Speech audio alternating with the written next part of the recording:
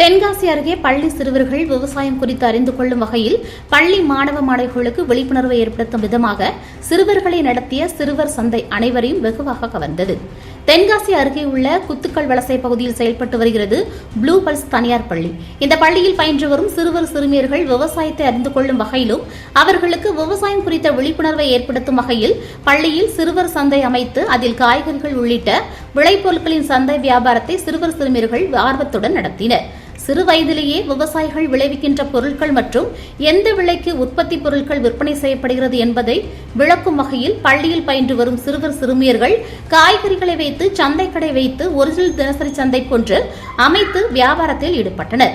சிறுவர்கள் நடத்திய காய்கறி சந்தையில் கத்தரிக்காய், தக்காளி, உருளை, பெரிய வெங்காயம், சின்ன வெங்காயம் மற்றும் பெட்டிக்கடையில் விற்கப்படும் தின்பண்டங்கள் ஆகியவற்றை சந்தை கடையில் சிறுவர் சிறுமியர்கள் வியாபாரிகள் போன்றே கூவி கூவி விற்பனை செய்தனர்.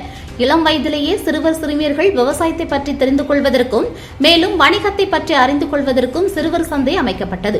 இந்த சிறுவர் சந்தையில் இயற்கை விவசாயம் சம்பந்தமான இளநீர், கிழங்கு, கீரை வகைகள் என இந்த சந்தையில் விற்பனை செய்யப்பட்டது.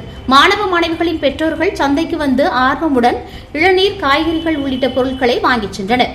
மேலும் இதன் மூலம் வணிகம் நடைபெறுவதையும் சிறுவர் சிறுமியர்கள் எளிதில் புரிந்து கொள்வதற்கு இந்த சிறுவர் சந்தை அமைக்கப்பட்டதாக பள்ளி நிர்வாகத்தினர் தெரிவித்தனர். தனியார் பள்ளியில் நடைபெற்ற சிறுவர் சந்தை அனைத்தையும் வெகுவாக கவர்ந்ததுடன் மனமகிழ்ச்சியும் அளித்தது.